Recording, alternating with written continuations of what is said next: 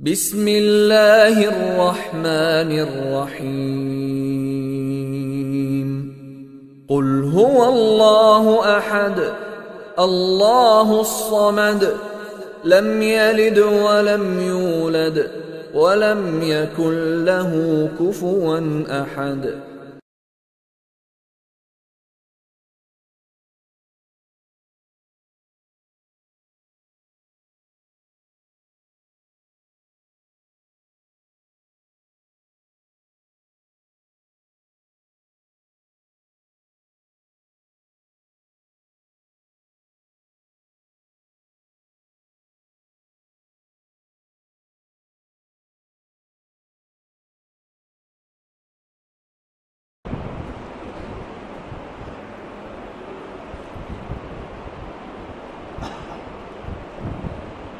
إن الحمد لله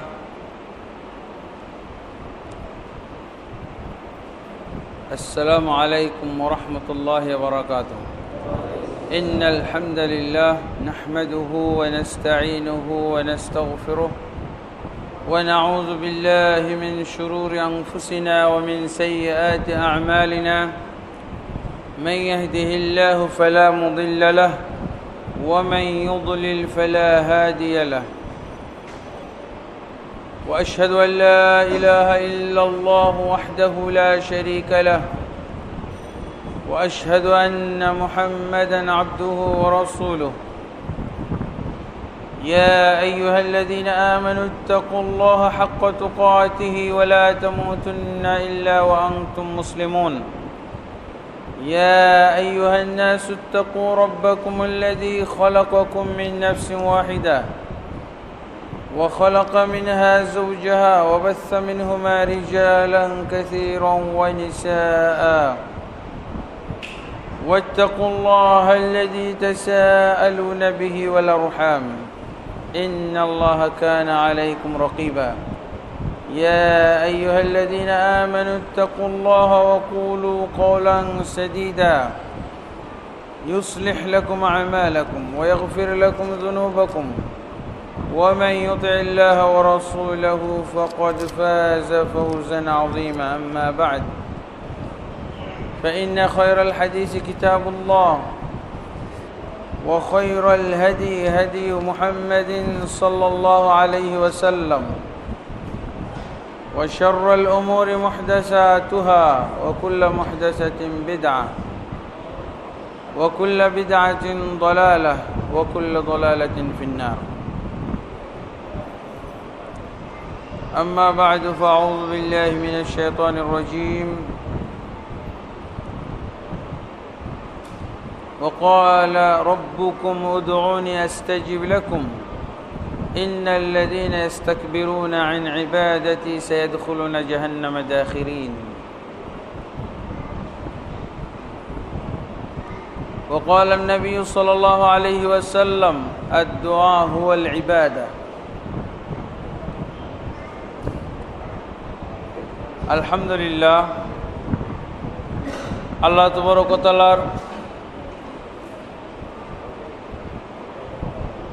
অশেষ শুকরিয়া হামদ সানা যে আল্লাহ তাবারক ওয়া তাআলা আমাদেরকে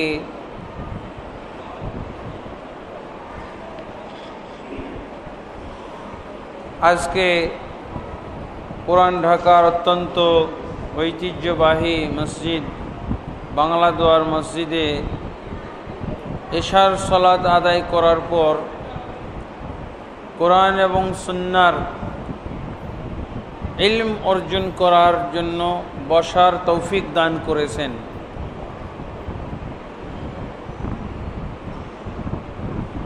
আমরা ইতিপূর্বে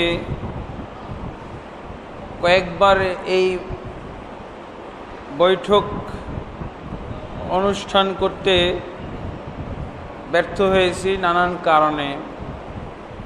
প্রথমবার তো ব্রাহ্মণবাড়িয়ায় একটা অত্যন্ত গুরুত্বপূর্ণ মাহফিলে চলে গেছিলাম, ওখানে যাওয়ার কারণে আসতে পারি না। এরপর আবারও একবার ডেট করে সেটাও হয় নাই।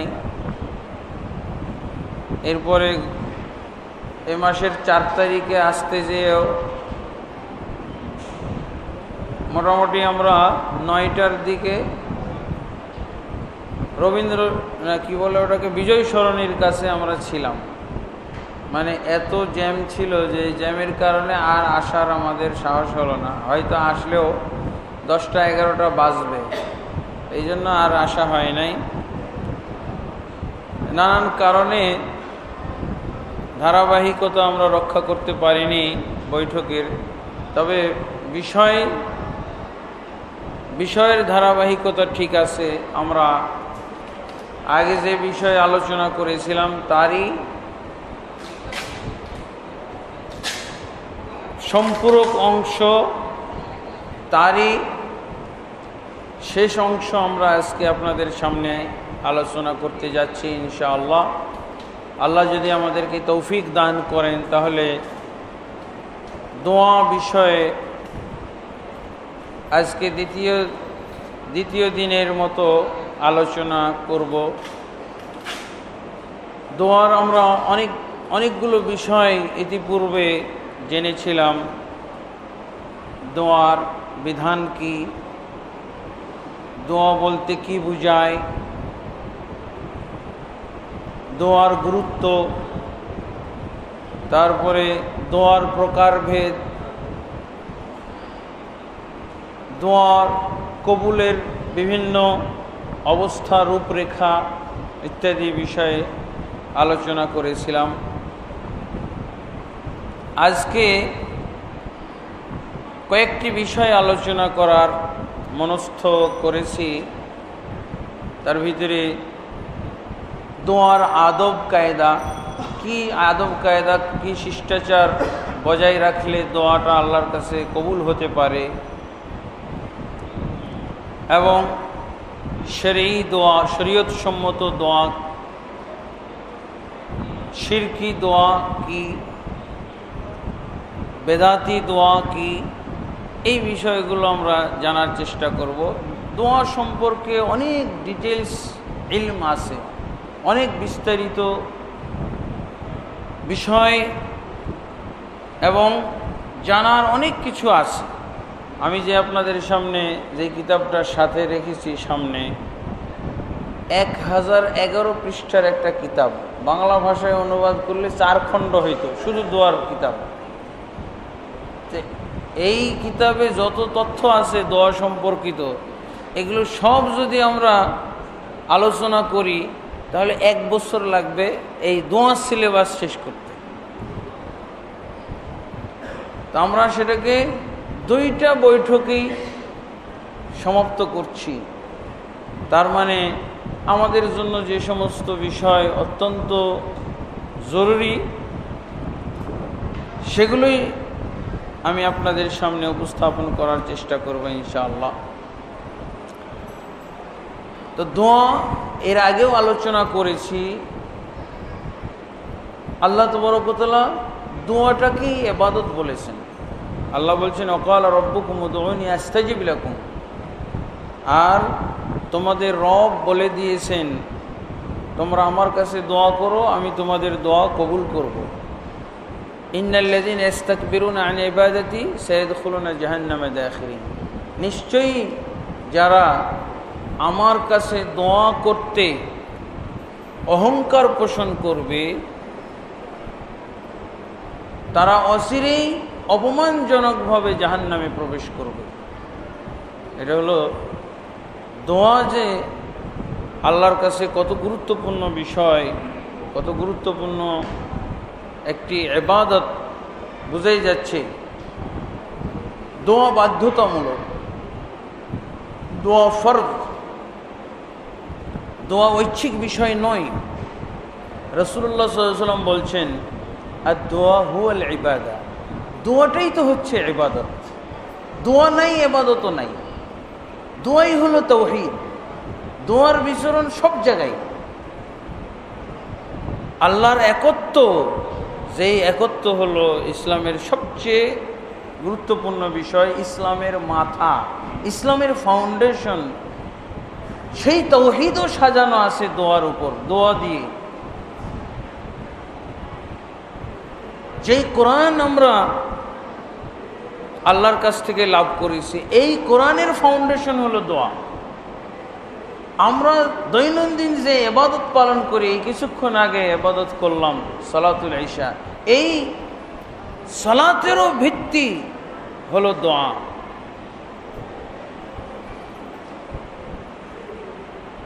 দোয়া হলো সবকিছুর মূল, শুরুতে দোয়া, শেষেও দোয়া। সূরা ফাতিহা হলো দোয়া। সূরা ফাতিহাকে রাসূলুল্লাহ সাল্লাল্লাহু আলাইহি ওয়াসাল্লাম দোয়া আখ্যা দিয়েছেন। বলেন, এই দোয়া যদি কেউ না করে তার সালাতটা হবে? আর দোয়া হুয়াল ইবাদা। এই জন্য আল্লাহ রাসূল সাল্লাল্লাহু আলাইহি ওয়াসাল্লাম বলছেন দোয়াটাই তো ইবাদত। সূরা ফাতিহা নাই, সালাতও নেই। আল্লাহ রাসূল সাল্লাল্লাহু আলাইহি ওয়াসাল্লাম বলছেন লা সালাতা লিমান লাম ইয়াকরা বিফাতিহাতিল কিতাব। যে ফাতিহাতুল কিতাব সালাতে পড়বে না, ইমাম হোক আর মুক্তাদি হোক, তার সালাত হবে না। জানাজা হোক আর যে কোনো সালাত হোক, তার সালাত নাই। দোয়া নাই তার মানে মাথাই নাই ইবাদতের। অন্য একটা হাদিসে আছে সনদটা দুর্বল কিন্তু অর্থ সহি, সহি হাদিসের অনুকূল। আর দোয়া মুখুল ইবাদা। দোয়া হচ্ছে ইবাদতের মগজ। সনদটাই শুধু দুর্বল কিন্তু বিষয়বস্তু অত্যন্ত বলিষ্ঠ, সহি, সহি হাদিসের অনুকূল।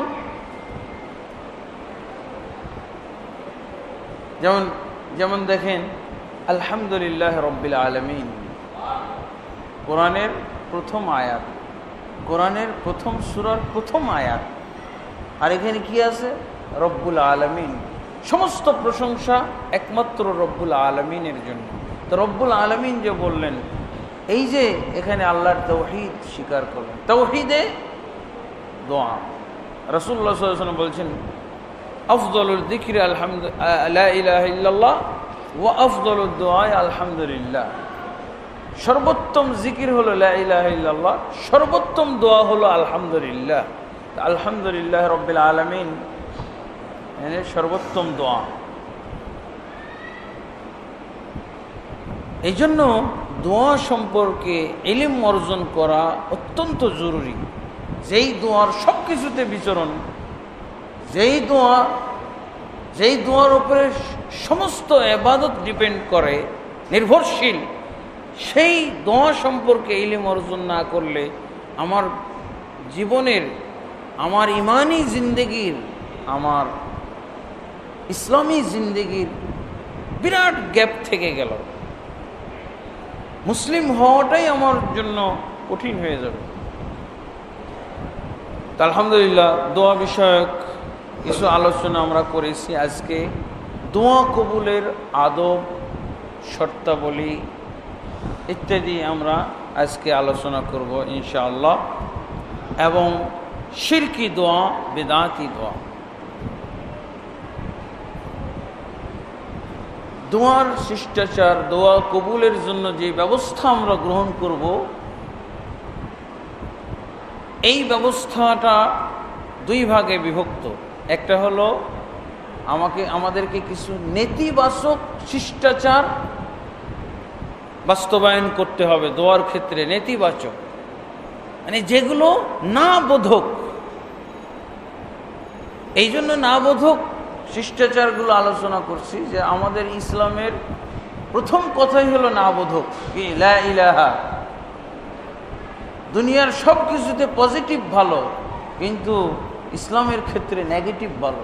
সর্বপ্রথম নেগেটিভ দিয়ে শুরু হয়েছে, কি লা ইলাহা, নেই প্রকৃত অর্থে কোনো মাবুদ, একমাত্র আল্লাহ তাবারক ওয়া তাআলা। এই জন্য দোয়ার ক্ষেত্রে নেগেটিভ যে বিষয়গুলো আমাদেরকে বর্জন করতে হবে, এগুলো আগে আমরা বলছি। এক নম্বর হলো দোয়ার ক্ষেত্রে কোনো বাড়াবাড়ি করা যাবে না। দোয়ার ক্ষেত্রে বাড়াবাড়ি করা যাবে না। এটা তো কোরআন মাজিদেই এসে গেছে।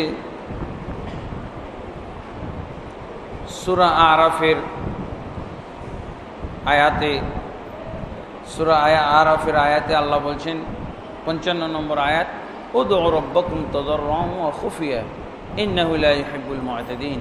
তোমরা তোমাদের রবকে ডাকো তাদাররুআন বিনয়ের সাথে, ওয়া খুফিয়াতান গোপন স্বরে, ইন্নাহু লা ইউহিব্বুল মু'তাদিন নিশ্চয়ই তিনি বাড়াবাড়িকারীদেরকে পছন্দ করেন না, সীমালঙ্ঘনকারীদেরকে পছন্দ করেন না। তাহলে আপনি দোয়া করবেন সীমা লঙ্ঘন করে। তো এখানে আয়াতের মধ্যে একটা সীমা উল্লেখ করা হয়েছে, কি? বিনয়ের সাথে দোয়াটা করতে হবে, বিনয়ের সাথে। বিরুদ্ধাচরণ করা যাবে না, সীমা লঙ্ঘন করা যাবে না,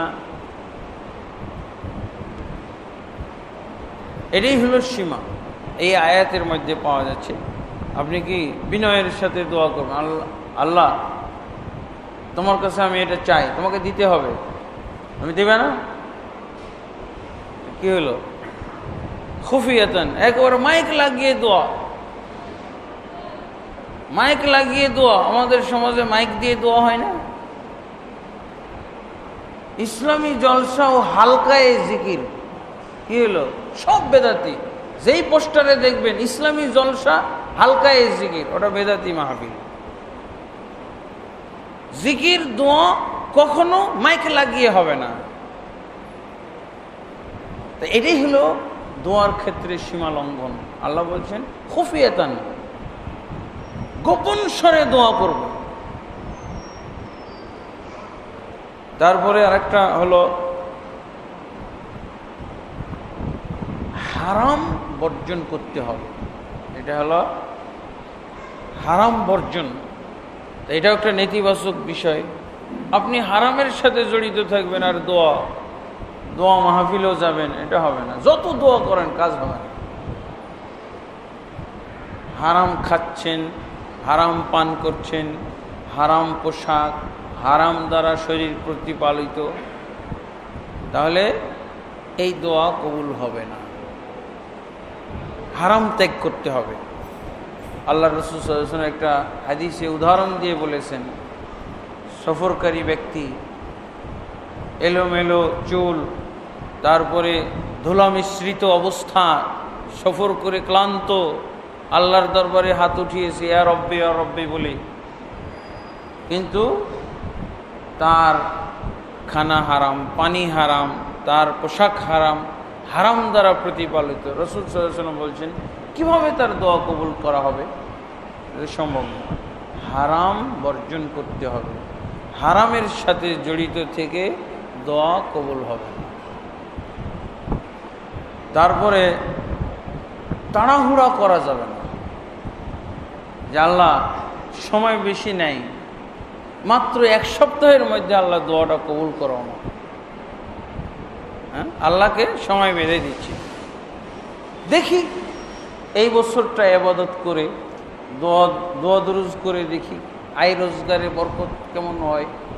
যদি হইল তো ভালো কথা, না হলে ছেড়ে দেব। এত দোয়া করলাম, কবুল হইল না, এগুলো তাড়াহুড়া করা যাবে না। এগুলো প্রত্যেকটা কোরআনের দলিল, হাদিসের দলিল দেওয়া আছে। এগুলো আমি সময় পেলে দলিলগুলো সহ উল্লেখ করব। আর তাহলে তাড়াহুড়া করা যাবে না, আপনি দোয়া করতে থাকেন, আমি লস নাই তো। সেদিন আলোচনা করেছি না, দোয়া কবুলের প্রকার, কত প্রকারের কবুলের, এটা তো আমরা ব্যাখ্যা করেছি। আপনি দোয়া করলে প্রার্থিত জিনিসটাই হয়তো পেয়ে গেলেন। দুইভাবে দোয়া কবুল বোঝা যায় না, একভাবে দোয়া কবুল বোঝা যায়। রাসূলুল্লাহ সাল্লাল্লাহু আলাইহি ওয়াসাল্লাম বলছেন যে কোনো ব্যক্তি দোয়া করলে তার দোয়াটা যদি যথাযথ নিয়ম অনুযায়ী হয়, তাহলে তার দোয়াটা 3 পদ্ধতির যে কোনো এক পদ্ধতিতে কবুল করা হবেই, মিস যাবে না। আল্লাহ বলছেন না, তোমরা দোয়া করো আমি তোমাদের দোয়া কবুল করব। বলছেন কোথাও দোয়া কবুল করব না?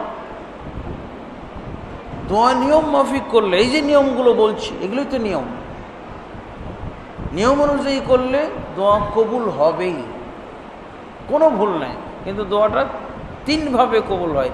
একভাবে বান্দা বুঝে আর দুইভাবেই বুঝে না।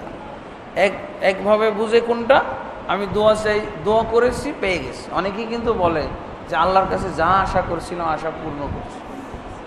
আল্লাহ তো অপূর্ণ রাখে নাই, অনেক দোয়াই তো আমাদের কবুল করেন।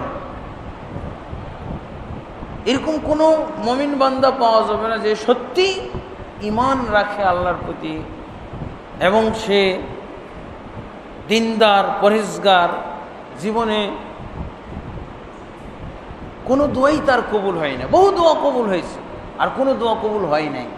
তো এখানেও কিন্তু আমাদের নার্ভাস হওয়ার কিছু না, নিরাশ হওয়ার কিছু নাই, নিজেকে হতভাগ্য মনে করারও কিছু নাই।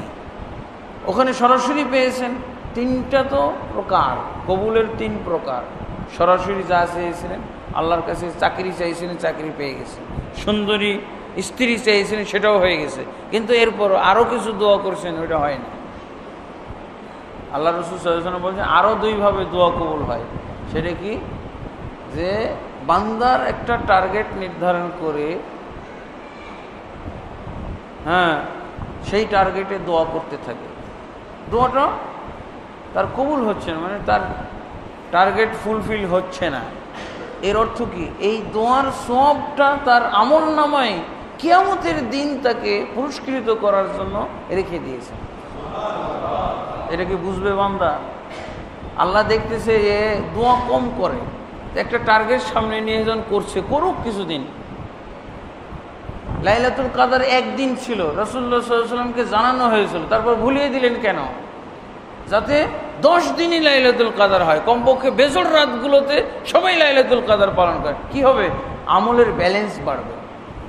একদিন হইলে শেষ, একদিনের ভিতির লাইলাতুল কাদর জাগরণ করে বাস 9 রাত ঘুম, তাহলে তো আমলের ব্যালেন্স বাড়তো না। হ্যাঁ, লাইলাতুল কাদর আছে, এর মধ্যেই আছে। তাহলে এই জন্য আপনি দোয়া করতে থাকেন। দোয়া তো আপনার মিস যাচ্ছে না। পরকালে আপনাকে আল্লাহ এই দোয়ার বিনিময়ে অনেক কিছু দান করবেন। জান্নাত পাইদার ব্যাপারে দোয়া সহায়ক ভূমিকা পালন করবে। নেকির ঘাটতি আছে, এই বিভিন্ন টার্গেটে যে দোয়াগুলো করলেন, এগুলো আল্লাহ আপনার নেকির পাল্লায় উঠিয়ে দিবেন, পাল্লা ভারী করার জন্য। আপনি এটা বুঝবেন না। এই প্রকার। আরেকটা হলো বান্দার বিপদ দূর করেন। দোয়া করেছে, ও চাই চাকরি, দোয়া করে চাকরির জন্য বের হয়েছে, কিন্তু তার ভাগ্যে লেখা ছিল অ্যাক্সিডেন্ট। তো দোয়ার চাকরি না দিয়ে আল্লাহ অ্যাক্সিডেন্ট থেকে বাঁচাই দিয়েছেন। এটা কি বান্দা বুঝবে? হায় হায়, আমি চাকরি, আমার অমুক লোক চাকরি নিতে যে মারাই গেল। তখন কি বলে যে চাকরির জন্য যদি না যাইতো, এখন চাকরি না পাইলেই ভালো ছিল। আর যদি দোয়াটা কবুল না হইতো, যে আল্লাহ দোয়া কবুল করলো না। আর এখন কি বলছে, যদি চাকরির টার্গেটে না বের হইতো তাহলে ভালো ছিল। অনেককে আল্লাহ বুঝিয়ে দেন যে আমি যা করি তা যে ভালো, এটা বুঝো। চাকরি দেই নাই, কিন্তু তাকে অ্যাক্সিডেন্ট থেকে বাঁচাই দিছি। এটা কি বান্দা বুঝে? তো দোয়া মিস যায় না। তাহলে আমরা কি দোয়া করতে কোনো শিথিলতা করতে পারি? কোনো ধরনের অপারগতা প্রকাশ করা উচিত, কোনো অবহেলা করা উচিত না। দোয়া আমাদের চলবে, দোয়ার গতিতে এবাদত হিসেবে আমরা করব। এবাদত মানেই পরকালে তার আমরা ফল ভোগ করব। তাহলে তাড়াহুড়া না করা, এটা একটা শিষ্টাচার। আর এটা হলো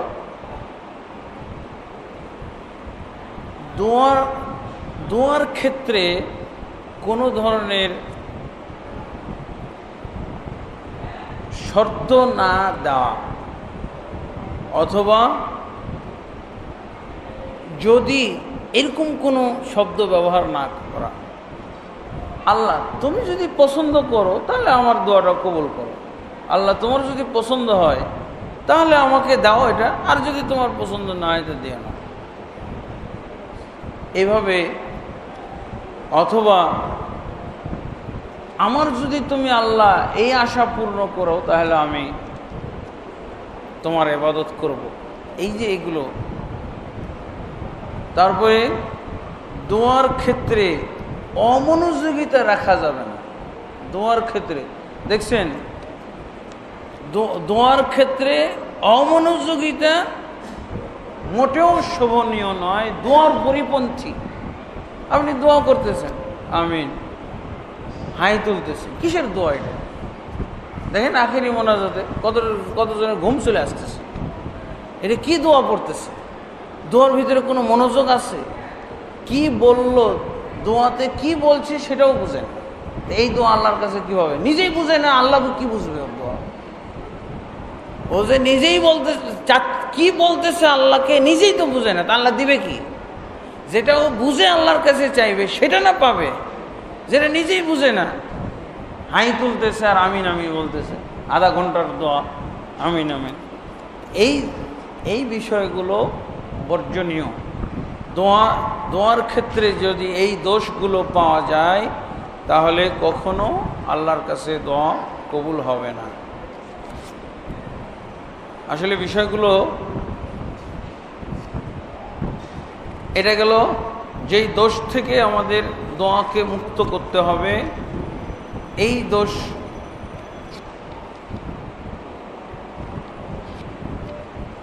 এরপরে কিছু গুণ আছে, কিছু শিষ্টাচার আছে যেগুলো আমাদের পালন করতে হবে, ওগুলো বর্জন করতে হবে। আর কিছু আছে আমাদের মেনটেন করতে হবে, বাস্তবায়ন করতে হবে। এমন কিছু শিষ্টাচার, এমন কিছু নিয়ম যদি আমরা আল্লাহর কাছে দোয়া কবুল করাইতে চাই। 1 নম্বর হলো ইখলাস। ইখলাস মানে দোয়া করতে হবে আল্লাহর কাছে কিছু পাওয়ার জন্য, আল্লাহকে রাজি খুশি করার জন্য, আল্লাহর কাছে সার্থক। ইখলাস। আল্লাহ তাবারক ওয়া তাআলা কোরআন মাজিদে বিভিন্ন জায়গায় ইখলাসের কথা বলছেন। ফাদউল্লাহ মুখলিসিনা লাহুদ্দিন, তোমরা আল্লাহর কাছে দোয়া করো তার জন্য দিনকে খালিস করে। খালিস ইখলাস মানে সম্পূর্ণ একনিষ্ঠ চিত্তে দোয়া করতে হবে, কোনো শিরকি মনোভাব নিয়ে না। কাফেররাও দোয়া করতো আল্লাহর কাছে, তাদের দোয়া আল্লাহ শুনেছেন, কোরআন মাজিদে বিভিন্ন জায়গায় আছে। ওয়াইযা রাকিবু ফিল ফুলকি দাউ আল্লাহ মুখলিসিনা লাহুদ্দিন ফালাম্মা নাজ্জাহুম ইলাল বাররি ইযা হুম ইউশরিকুন। যখন তারা নদীর সফরে বের হতো, ঝড় তুফানে কবলে পড়তো, তখন তারা একমাত্র আল্লাহর জন্য দিনকে খাঁটি খালেস করে দোয়া করত। কোন কোন আয়াতে আছে যে তারা যে সমস্ত জিনিসকে, প্রতিমা, মূর্তি, প্রতিকৃতি, এগুলোকে শরীক করতো আল্লাহর, এগুলো সব ভুলে যেত বিপদ আপদে পড়লে। শুধু আল্লাহই মনে হতো তাদের, শুধু আল্লাহকেই তারা স্মরণ করতো ওই সময়। ওয়া তানসাউনা মা তুশরিকুন, কোরআন মাজিদে আছে, আল্লাহ বলছেন সূরা নামের মধ্যে, তোমরা তো বিপদে পড়লে কাকে শরীক বানাও আমার, এটা তো ভুলেই যাও। আবার কখনো কখনো তারা অঙ্গীকার করতো, আল্লাহ এই বিপদ থেকে যদি তুমি রক্ষা করো তাহলে সারা জীবন তোমার শুকরগুজার বান্দা হয়ে থাকবো, আর কখনো ওই শিরকি কারবার করব না। এভাবে অঙ্গীকার করতো, তখনই আল্লাহ তাদের দোয়া কবুল করে নিতেন। ইখলাস, শিরক বিহীন শিরকি মনোভাব যখনই ত্যাগ করতে পারবে, যখনই শিরকি মনোভাব থেকে মুক্ত হবে বান্দা, তখনই আল্লাহ তার দোয়া কবুল করে নেন। সে কাফের হলো দোয়া করবে, তো মুসলমানের করবে না কেন? মুসলিম ব্যক্তির অবশ্যই আল্লাহ করবে। তাহলে ইখলাস হলো 1 নম্বর শর্ত। তারপরে 2 নম্বর শর্ত হলো, 2 নম্বর নিয়ম হলো তওবা। তওবা ইস্তেগফার। আপনার জীবনে অনেক গুনাহ আছে, পাপ পঙ্কিলতার সাথে জড়িত, পাপী জীবন যাপন করি, সকালে ঘুম থেকে উঠেই পাপ উদ্বোধন করি, পাপ দিয়ে সকাল উদ্বোধন হলো, সারাদিন পাপ করছি, আবার দোয়াও করে যাচ্ছি। দোয়া করলে হবে নাকি? এই জন্য আল্লাহ তাবারক ওয়া তাআলা আমাদেরকে বিভিন্ন জায়গায় তওবা করতে বলেছেন। তুবু আইয়ুহাল মুমিনুন, হে মুমিনরা তোমরা সবাই তওবা করো। তুবু ইলাল্লাহি তাওবাতান নাসুহা, তোমরা আল্লাহর কাছে খাঁটি খালেসভাবে তওবা করো। তওবা করতে বলেছেন। আস্তাগফিরুল্লাহাল্লাযী লা ইলাহা ইল্লা হুয়াল হাইয়ুল কাইয়্যুম ওয়া আতুবু ইলাইহি। আল্লাহর রাসূল সাল্লাল্লাহু আলাইহি ওয়াসাল্লাম নিজে তওবা করতেন, ইস্তেগফার করতেন দিনে 70 থেকে 100 বার। আল্লাহ রাসূলের দোয়া এই জন্যই তো কবুল হইত। যে তওবা করবে তার দোয়া কবুল হবে। তওবা ইস্তেগফার এটা দোয়া কবুলের একটা শর্ত, দোয়া কবুলের একটা নিয়ম। তারপরে আরেকটা হলো বিনয় এবং খুশু খুজু, বিনয়, নম্রতা, আল্লাহর কাছে বিনয়ের সাথে চাইতে হবে। আল্লাহ কি ধমক দিয়ে নেওয়ার আদায় করার কিছু নাকি? ধমক দিয়ে কি মানুষের কাছে আদায় করা যায়? আল্লাহর কাছে আদায় করে ধমক টমক দেওয়া যাবে নাকি? বিনয়ের সাথে যত বিনীত হয়ে আল্লাহর কাছে দোয়া করা যাবে তত দোয়াটা আল্লাহর কাছে কবুল হবে। আরেকটা হলো আল্লাহর কাছে করজোড় করা, আল্লাহ তুমি ছাড়া কেউ দেওয়ার নাই, আমি আর কারো কাছে পাবো না, কারো কাছে আশা করি না, তুমি আল্লাহ দাও। এই হলো করজোড় করা, আল্লাহর কাছে এভাবে মানে দাবি করা যে আল্লাহ তুমি কেবল দিতে পারো, আমি কারো কাছে চাই না, একমাত্র তোমার কাছেই চাই, তুমি আমাকে দাও। এই যে একটা জোর, এখানে কিন্তু উবুদিয়তের দিক আছে আল্লাহর গোলামীর। তারপরে আরেকটা হলো শর্ত, যদি আপনি আল্লাহর কাছে আপনার দোয়া কবুল করাইতে চান তাহলে সাধারণত মানুষ বিপদ আপদে না পড়লে দোয়া করে। যখন আল্লাহ কি হয় বিভিন্ন বিষয় ইন্টারভিউ দিয়ে এসে আল্লাহ পাশ করি কিনা, হ্যাঁ নৌকাতে চড়েছে আল্লাহ কি অবস্থা হয়। একটা শর্ত হলো যদি স্বাভাবিক অবস্থায় নরমাল অবস্থায় আল্লাহর কাছে কেউ দোয়া করার অভ্যাস রাখে, আল্লাহর কাছে দোয়া করে স্বাভাবিক, যখন কোনো বিপদ আপদ নাই, কিচ্ছু নেই, আনন্দ মুহূর্তে খুশির সময় নরমাল অবস্থায় যারা দোয়া করে অভ্যস্ত, আল্লাহ তাবারক ওয়া তাআলা বিপদের সময় তাদের দোয়া তাড়াতাড়ি কবুল করেন। আল্লাহ রাসূল সাল্লাল্লাহু আলাইহি ওয়াসাল্লাম একটি হাদিসের মধ্যে বলছেন, তাআররাফ ইলাল্লাহি ফি শিদ্দাতি ইয়ারিফুকা ফির তাআররাফ আলাল্লাহি ফির রাখায় ইয়ারিফুকা ফি শিদ্দাতি। তুমি যদি খুশির মুহূর্তে আনন্দের সময় স্বাভাবিক অবস্থায় আল্লাহকে চেনো, তা বিপদে আল্লাহ তোমাকে চিনবে। তুমি যখন খুশির সময় থাকো, আনন্দের সময় আল্লাহ আছে কিনা মনেই হয় না, তোমার জীবনটার দিকে তাকিয়ে দেখলে মনে হয় না যে আল্লাহ আছে। কত বলগাহীন জীবনযাপন। এই যে পহেলা বৈশাখ চলে গেল, দেখে মনে হয় যে এই মুসল্লিগুলোর সাথে আল্লাহ আছে, এই মহিলাগুলোর সাথে আল্লাহ আছে, এরা আল্লাহ বিশ্বাস করে। হ্যাঁ, কারণ কি? আনন্দ ফুর্তির সময় আমার আল্লাহ কি কিসের দিন ধর্ম? এখন তো আমি শাড়ি পরবো, এখন তো আমি শাড়ি দেখাবো, এখন তো আমি নাচানাচি করব, এখন তো আমি ঢোল তবলা বাজাবো। এটা তো ঢোল তবলার সময়, আনন্দের সময় ঢোল তবলা নাকি? মুসলমানের আনন্দের সময় ঢোল তবলা উৎসব নাকি? ঢোল তবলা হিন্দুদের উৎসবে হবে, মুসলমানের উৎসবে আল্লাহর জিকির হবে, আল্লাহর কাছে দোয়া হবে।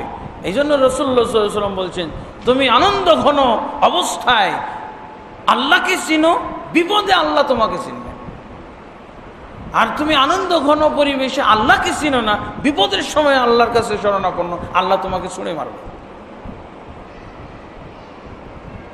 এই হলো আরেকটা নিয়ম। তারপরে নিচু শব্দে ওয়াদা রাব্বাহু নিদান খাফিয়া,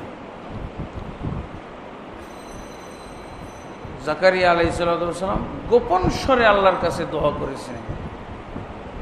ইজনাদা রব্বাহু নিদাআন খাফিয়া, যখন তিনি দোয়া করলেন কি গোপন স্বরে দোয়া হবে, হইচই করে কোনো দোয়া হবে না, দোয়ার কোনো মাহফিল হবে না, দোয়াতে কোনো মাইক ব্যবহার হবে না। যেই দোয়ায় মাইক ব্যবহার হয়েছে জানতে হবে ওটা বেদাতি দোয়া, ওই দোয়া আল্লাহর কাছে গ্রহণযোগ্য নয়। ওই দোয়া ওদের কাছে গ্রহণযোগ্য যারা মাইক লাগিয়ে দোয়া করতেছে। এই দোয়া কাদের কাছে গ্রহণযোগ্য? ওই লোকগুলোর কাছে গ্রহণযোগ্য, আল্লাহর কাছে গ্রহণযোগ্য না। ওদেরকে তো মজাই লাগতেছে এরকম করে দোয়া করতে। তারপরে দোয়া যদি কবুল করাইতে হয় তাহলে আল্লাহর নাম এবং গুণাবলীর ওসিলা দিয়ে দোয়া করেন। আল্লাহর নাম এবং গুণাবলীর ওসিলা দিয়ে দোয়া করবেন। রাসূলুল্লাহ সাল্লাল্লাহু আলাইহি ওয়াসাল্লাম বলছেন এই দোয়া কবুলের ব্যাপারে গ্যারান্টি আছে, নিশ্চয়তা আছে। ওয়ালিল্লাহিল আসমাউল হুসনা ফাদউহু বিহা ওয়া যারুল লাযিনা ইউলহিদুনা ফি আসমাইহি। আল্লাহর সুন্দর সুন্দর নাম রয়েছে, এই নামগুলির ওসিলায় আল্লাহকে ডাকো। পরিত্যাগ করো ওই লোকদেরকে যারা আল্লাহর নামের ক্ষেত্রে বক্রপথ অবলম্বন করেছে, অচিরেই তারা তাদের কৃতকর্মের ফল কিয়ামতের দিন ভোগ করবে। আল্লাহর নাম এবং গুণাবলী, ইয়া রহমান ইয়া রহিম, তুমি আমার প্রতি রহম করো, দয়া করো। ইয়া গফফার ইয়া গফুর, তুমি আমাকে ক্ষমা করো। রাসূলুল্লাহ সাল্লাল্লাহু আলাইহি ওয়াসাল্লাম এক ব্যক্তির দোয়া শুনছেন, আল্লাহুম্মা ইন্নী আসআলুকা বিআন্নী আশহাদু আন্নাকা আনতাল্লাহ লা ইলাহা ইল্লা আনতাল আহাদুস সামাদ লাম ইয়ালিদ ওয়া লাম ইউলাদ ওয়া লাম ইয়াকুল লাহু কুফুয়ান আহাদ। এই সমস্ত গুণ উল্লেখ করে এক ব্যক্তি, এক সাহাবী দোয়া করছেন। আল্লাহ রাসূল সাল্লাল্লাহু আলাইহি ওয়াসাল্লাম এই সাহাবীর দোয়া শুনে বলছেন, আবু দাউদের মধ্যে হাদিসটি আছে, আল্লাহ রাসূল সাল্লাল্লাহু আলাইহি ওয়াসাল্লাম বলছেন এই ব্যক্তি অত্যন্ত কার্যকর ব্যবস্থা গ্রহণ করেছে দোয়া কবুল করার জন্য। আল্লাহর মহান নামের ওসিলায় সে দোয়া করেছে, যেই নামের ওসিলায় দোয়া করলে দোয়া আল্লাহ অবশ্যই কবুল করেন। কোনো কিছু আল্লাহর কাছে চাওয়া হলে অবশ্যই তা দান করেন। আল্লাহর নাম এবং গুণাবলীর ওসিলায়, সৎ আমলের ওসিলায়, ইমানের ওসিলায় আল্লাহ সালাত পড়েছি তোমাকে রাজি খুশি করার, কোরআন তিলাওয়াত করেছি, আল্লাহ এই সালাতের ওসিলায় আমাকে ক্ষমা করো। আমি তোমার প্রতি ঈমান এনেছি, তোমার নবীর প্রতি ঈমান এনেছি, ঈমানের ওসিলায় আমাকে ক্ষমা করো, আমাকে জান্নাত দাও। এগুলো এরকম দোয়া আমরা ওসিলার ব্যাপারে আলোচনা করেছি এই মসজিদে। ওসিলা বৈধ ওসিলা, অবৈধ ওসিলা, সেখানে এই বিষয়গুলো এসেছে। রাসূলুল্লাহ সাল্লাল্লাহু আলাইহি ওয়াসাল্লাম আল্লাহর নাম এবং গুণাবলীর ওসিলায় দোয়া করার অত্যন্ত গুরুত্ব দান করেছেন। কবুল করাইতে হলে নাম এবং গুণাবলীর ওসিলা দিয়ে। কিন্তু আমাদের সমাজে যেই ওসিলা দিয়ে দোয়া করতে হয় এই ওসিলাগুলো বিলুপ্ত। কি তোমার হাবিবের ওসিলায় আমাদেরকে মাফ করে দাও, অমুক অলি দরবেশের ফকির তার ওসিলায় মাফ করে দাও। মনে হচ্ছে এদের কাছে আল্লাহর নাম গুণাবলী জানাই নাই, কোরআনে এগুলো নাই। মনে হচ্ছে অলি দরবেশেরই কথা কোরআনে আছে, আসলে কোরআন হাদিসে এগুলো নাই। কোনো ব্যক্তি বা বস্তুর ওসিলায় দোয়া করা হারাম। কোনো ব্যক্তি বা বস্তুর ওসিলায় দোয়া করাটা হারাম, দোয়া কবুল হবে না আল্লাহর কাছে। তারপরে দোয়া কবুলের ক্ষেত্রে আরেকটা নিয়ম হলো ব্যাপক অর্থবোধক দোয়া ব্যবহার করবে। ব্যাপক অর্থবোধক দোয়া, যেমন রব্বানা আতিনা ফিদ দুনিয়া হাসানাতান ওয়া ফিল আখিরাতি হাসানাতান ওয়া কিনা আযাবান নার। আপনি বিস্তারিতভাবে বলার দরকার নেই। আল্লাহ, এগুলো বেদাতি দোয়ার মধ্যে, আল্লাহ অমুককে মাফ করে দাও, আল্লাহ তার স্ত্রীকে মাফ করো, তার ছেলেকে মাফ করো, তার মেয়েকে মাফ করো, আল্লাহ হ্যাঁ তার দাদা দাদি, তার ওস্তাদ, এই যে শুরু করলো। ব্যাপক অর্থবোধক দোয়া ব্যবহার করতে হবে। এরকম সব বিস্তারিত কথাবার্তা আল্লাহর কাছে বলা ঠিক না। রাসূলুল্লাহ সাল্লাল্লাহু আলাইহি ওয়াসাল্লাম এই জন্য ব্যাপক অর্থবোধক দোয়া ব্যবহার করতেন বেশি। এবং আল্লাহ রাসূল সাল্লাল্লাহু আলাইহি ওয়াসাল্লাম বলছেন, বুইস্তু বিজাওয়ামিল কালিম, আল্লাহ তাবারক ওয়া তাআলা আমাকে প্রেরণ করেছেন ব্যাপক অর্থবোধক শব্দ দ্বারা, শব্দ নিয়ে প্রেরণ করেছেন। তারপরে দোয়া কবুলের আরেকটা নিয়ম হলো কিবলামুখী হয়ে দোয়া করা। দোয়া যখন করব কিবলামুখী হয়ে, আর দোয়া করার কিবলামুখী হয়ে যদি দোয়া করা যায় তো এই দোয়া আল্লাহর কাছে কবুল হয়। তারপরে দোয়ার পূর্বে ওযু করে নেওয়া। রাসূলুল্লাহ সাল্লাল্লাহু আলাইহি ওয়াসাল্লামকে ওযু করতে দেখা গেছে দোয়া করার পূর্বে। সহিহ বুখারী, মুসলিম বিভিন্ন হাদিস গ্রন্থে আছে। এমনকি কোনো সাহাবী দোয়া চেয়েছেন, আল্লাহ রাসূল সাল্লাল্লাহু আলাইহি ওয়াসাল্লাম তার জন্য দোয়া করার উদ্দেশ্যে আগে ওযু করেছেন, কিবলামুখী হয়ে তারপরে হাত তুলে দোয়া করেছেন। হাত তুলে না তুলে দোয়া করা নিয়ম আছে।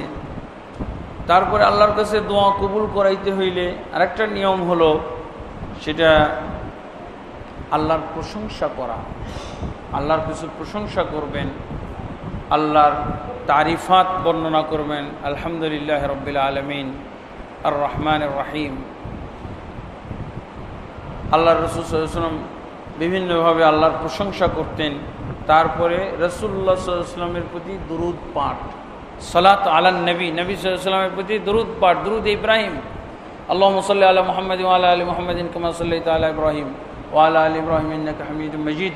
আল্লাহুম্মা বারিক আলা মুহাম্মাদ ওয়া আলা আলি মুহাম্মাদিন কামা বারাকতা আলা ইব্রাহিম ওয়া আলা আলি ইব্রাহিম ইন্নাকা হামিদুম মাজিদ। তাহলে এই দোয়াটা আল্লাহর কাছে কবুল হয়। আরেকটা দোয়া কবুলের নিয়ম হলো হাত উত্তোলন করা, হাত তুলে দোয়া করা। হাত তুলে দোয়া করার চেয়েও আরেকটা নিয়ম হলো সালাতের ভিতরে দোয়া করা। সালাতের ভিতরে দোয়া করা হলো হাত তুলে দোয়া করারও আগে। আপনার কিছু বিষয় আছে, দোয়া অত্যন্ত জরুরি ব্যাপার, তাহলে আপনি নফল সালাতে দাঁড়িয়ে যান। এই নফল সালাতটা কি উদ্দেশ্যে? দোয়া করার উদ্দেশ্যে। দোয়া করার জন্যই 2 রাকাত সালাত আপনি পড়ছেন। হাত তুলে দোয়া করার চেয়েও বেশি গ্রহণযোগ্য দোয়া সালাতের ভিতরে। আল্লাহ তাবারক ওয়া তাআলা বলছেন, আস্তাঈনু বিস-সাবরি ওয়াস-সালাহ, তোমরা ধৈর্য এবং সালাতের মাধ্যমে আল্লাহর কাছে সাহায্য চাও। রাসূলুল্লাহ সাল্লাল্লাহু আলাইহি ওয়াসাল্লামকে দেখা গেছে উনি সালাতে দাঁড়িয়ে গেছেন দোয়ার সময়। তারপরে দোয়া কবুলের জন্য আরেকটা নিয়ম হলো, আপনি দোয়া যদি কবুল করাইতে চান, আপনি দোয়া কবুলের কিছু সময় আছে, এই সময়গুলো লক্ষ্য করেন কোন কোন সময় দোয়া কবুল হয়। শেষ রাত্রে আল্লাহর কাছে দোয়া বেশি কবুল হয়। সালাতের ভিতরে আল্লাহর কাছে বেশি দোয়া কবুল হয়। জুমার দিন আল্লাহর কাছে বেশি দোয়া কবুল হয়। বিশেষভাবে ইমাম খতিব মেম্বরে উঠার আগ পর্যন্ত দোয়া কবুলের একটা বিশেষ সময়। এমনিভাবে সালাতুল আসর থেকে মাগরিব পর্যন্ত, সূর্য ডুবা পর্যন্ত জুমার দিন দোয়া কবুলের একটা সময়, এটা আপনি বেছে নিতে পারেন।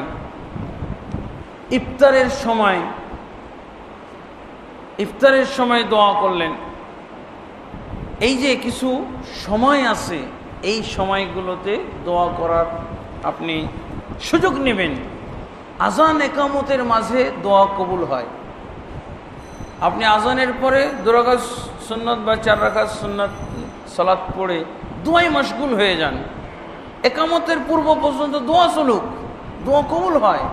বৃষ্টি বর্ষণের সময় দোয়া কবুল হয়। এই সময়গুলো বেছে নিতে হবে। তারপরে জায়গায় আপনি যদি দোয়া কবুল করাই যান, কিছু জায়গা ইখতিয়ার করেন যে জায়গাগুলোতে দোয়া কবুল হয়। মসজিদ,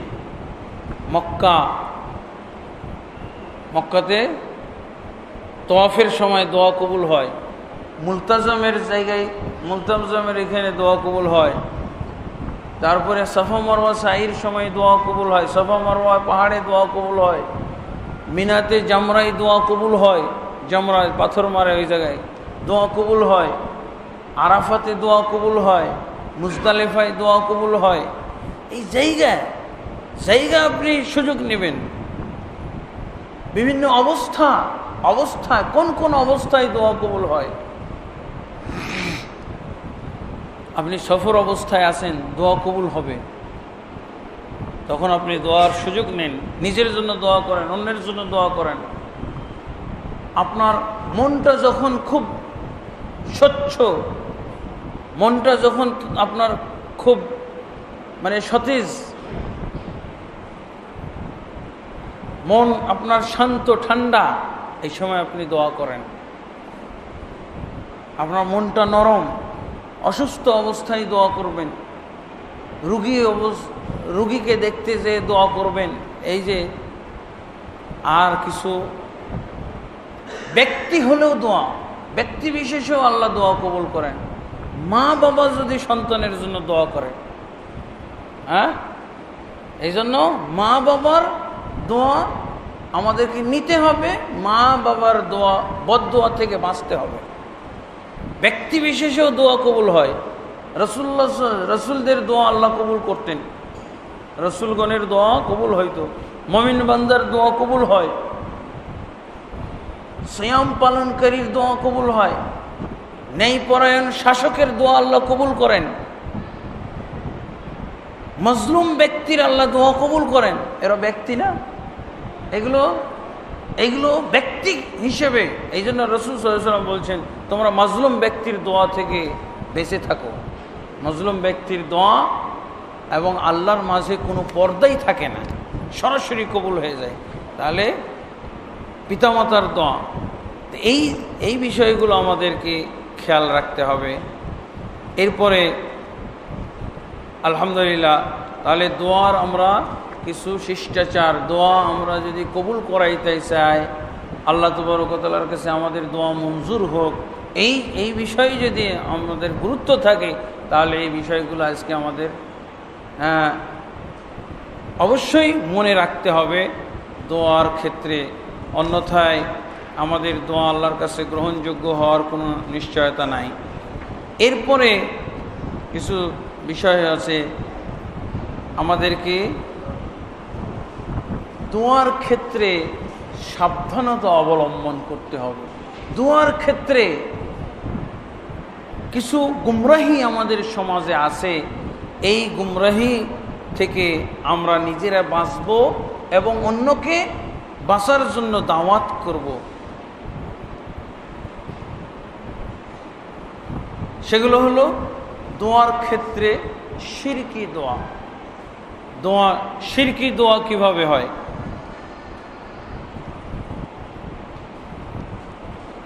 আল্লাহ তাবারক ওয়া তাআলা কোরআন মাজিদের বিভিন্ন আয়াতের ভিতরে আমাদেরকে সাবধান করে দিয়েছেন যে, যেমন একটি আয়াত বলছে, ওয়ালা তাদউ মা আল্লাহি আহাদা ওয়া আন্নাল মাসাজিদা লিল্লাহি ফালা তাদউ মা আল্লাহি আহাদা। এবং নিশ্চয়ই মসজিদ সমূহ আল্লাহর, অতএব তার সাথে আর কাউকেও তোমরা দোয়া করো না, কাউকেও তোমরা আহ্বান করো না। দোয়া শিরকি দোয়া।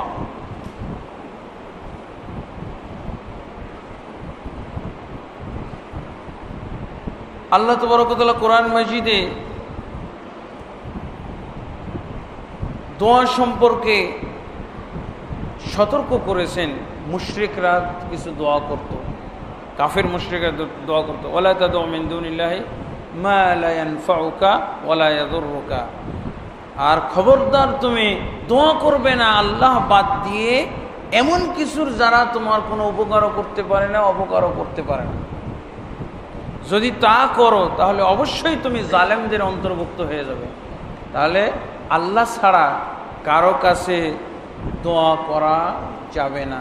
আমরা কি দোয়া দেখি বিভিন্ন মাজার, দরগাহ, দরবারে অনেক মুসলমান, তারা মুসলিম, আব্দুর রহিম, আব্দুল করিম, আব্দুর রহমান, তারা যে দেখা যাচ্ছে, এই যে গোলাপ শাহ, বেশি দূর না, আপনাদের এখান থেকে আরও কাছে, দৃশ্যগুলো দেখেন, খাজা বাবা অমুক দাও তমুক দাও। এই দোয়া হলো শিরকি দোয়া। আল্লাহ তাবারক ওয়া তাআলার কাছ ছাড়া আর কারো কাছেই দোয়া করা চলবে না। ফালা তাদউ মা আল্লাহি ইলাহান আখারা ফাতাকুনা মিনাল মুআযযাবিন। অতএব আল্লাহর সাথে আর কাউকেও তুমি ডেকো না, অন্যথায় তুমি আল্লাহর আযাবের পাত্র হয়ে যাবে, আল্লাহর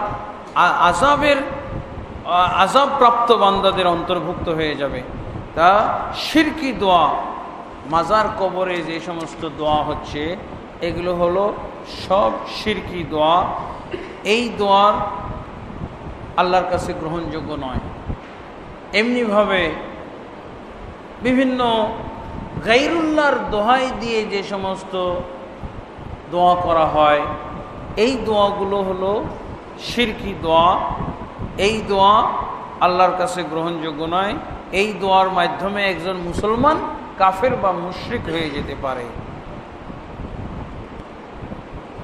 আল্লাহ তাবারক ওয়া তাআলার কাছেই কেবলমাত্র দোয়া করতে হবে। আল্লাহ কোরআন মাজিদে কাফেরদের অনেক আচরণ উল্লেখ করেছেন। কাফেররা দোয়া করত কার কাছে? সুপারিশের জন্য দোয়া করত, দেবদেবী মূর্তির কাছে সুপারিশের জন্য দোয়া করে।